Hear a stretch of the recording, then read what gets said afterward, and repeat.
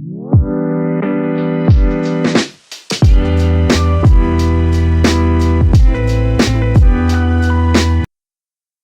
greetings again, everyone, and thank you for joining us as we keep speaking on our current issue, our current topic, which will be how do we respond in times of trials and testings. Yes, God allows us to go through suffering and affliction and adversity, but then the Bible also gives us keys and principles on how we should respond. What action must we take when we are confronted with trials and persecutions. And we already covered in previous sessions that one of the responses we find in the Bible is that of thanksgiving. Paul would say, in everything give thanks, which would include persecutions and sufferings. Jonah, while he was in the belly of the fish, was able to give thanks. He was able to sacrifice to God with a voice of thanksgiving. Even Daniel in Babylon captivity, the Bible tells us his custom was to give thanks even on a daily basis, 3 times a day. Jesus' custom was that of thanksgiving when he broke bread at the Last Supper. Uh, when he was just about to go through his arrest and suffering and crucifixion, he was able to break bread and give thanks. He brought Lazarus from the dead by giving thanks. Then we said another way of response and action that we take is that we rejoice. Paul would tell us, rejoice in the Lord always. And it would emphasize the importance of rejoicing by repeating it. He would say, we are sorrowful, but we are always rejoicing. We are poor, yet we make many rich.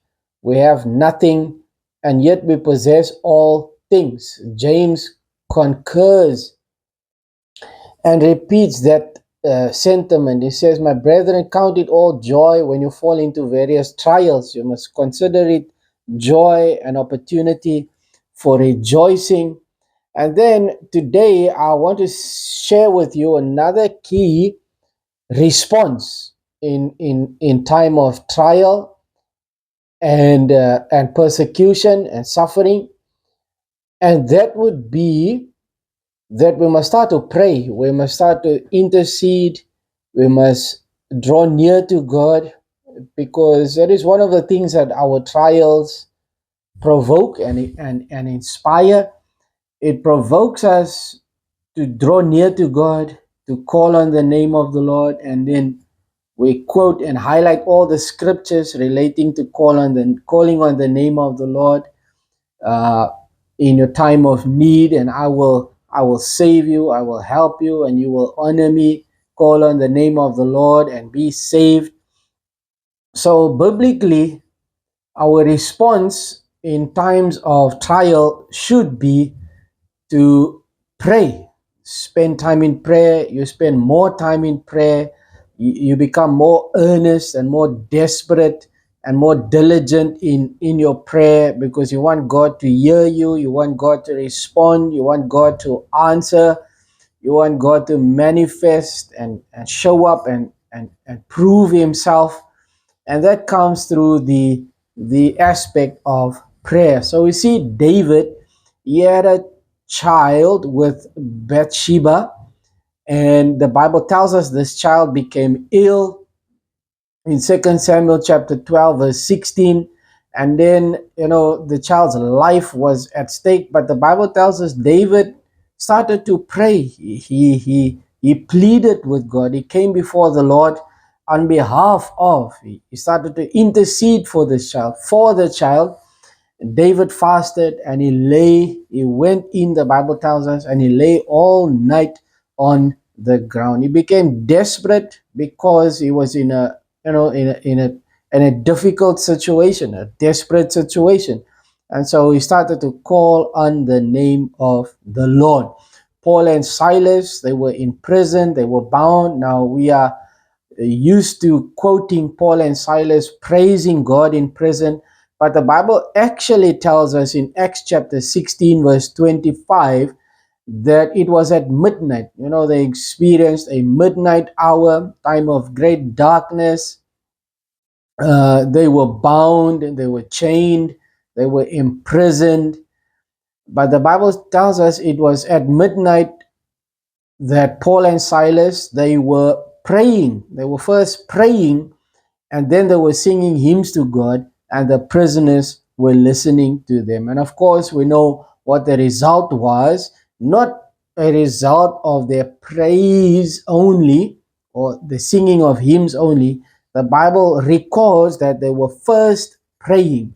So if you are in a situation where you are bound, your hands are tied, there's nothing you can do, there's no way out, there's no way of escape, there's no breakthrough, then the response is to pray. Call on the name of the Lord. Start even praying for others. Job himself, he was in a situation where he lost everything, and he tried to reason his way out of the circumstances he would find himself in. But at the end of the 42 chapters, God tells him it's very simple, just start to pray for your friends.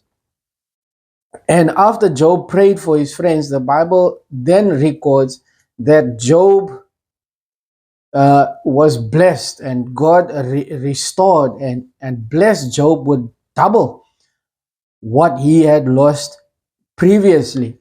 So when you find yourself in a trial, a desperate situation, the response for us as Christians, as sons of God, as believers, must be to pray. Start calling on the name of the Lord, start seeking God, start approaching God, start drawing near to God in the form of prayer and intercession. And then we even see in the days of King Hezekiah, when he was confronted with the king of Assyria, Sennacherib, who threatened to go into war and take them captive, that he knew his strength would not be matched, and Hezekiah did not know what to do because they were weak in terms of military strength.